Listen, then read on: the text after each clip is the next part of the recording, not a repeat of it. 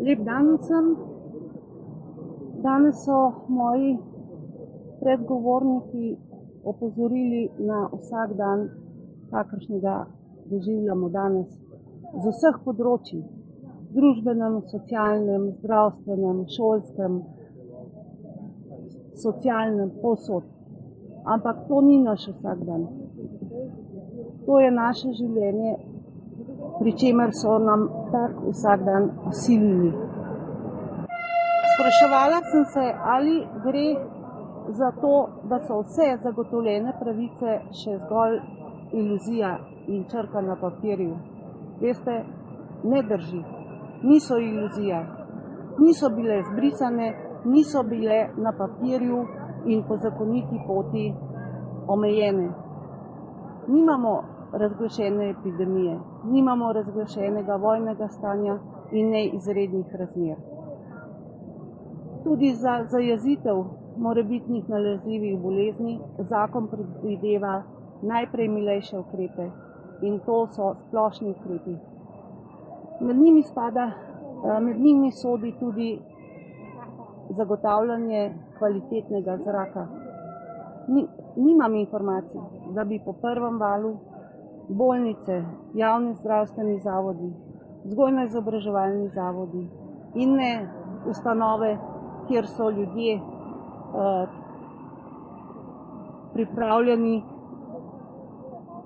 proti svoji volji biti, ker sami ne morejo poskrbeti zase.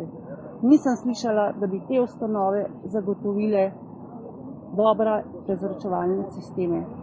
Ne, najprej odločevalci posežejo po strožjih ukrepih in sicer celo ukrepih, ki so v zakonu navedeni zgolj kot drugi ukrepi. Te drugi ukrepi, kakršne doživljamo vsakodnevno, pa po mojem pravnem vedenju nimajo zakonske osnove. Slišali smo, da vlada sprejema te ukrepe na podlagi mnenja strokovne skupine. Zadnji odlok, ki je bil sprejet, izrecno piše, da je v uvodu sprejet na podlagi tudi mnenja strokovne skupine. Takoj zatem pa slišimo predstavnico le-te, da skupina ni predlagala takih ukrepov. Torej je očitno, da gre za politični in ne strokovno utemeljeni ukrep. Zato pravim, niso pravice nam odvzete. Odvzete so nam, vkolikor si to pustimo in vkolikor se prepustimo vsiljenemu nam vsakdanu. Zato še enkrat pravim, treba je ozaveščati ljudi o njihovih pravicah, ki jim niso bile odvzete po zakonski poti. Treba je ozaveščati sebe, vse ostale, mislim pa, da je že skrajni čas, da ozavestimo tudi odločevalce. Zato pravim, ne obupati, lotite se spoznavanja in zavedanja svojih pravic in jih uveljavljajte na vsakem koraku.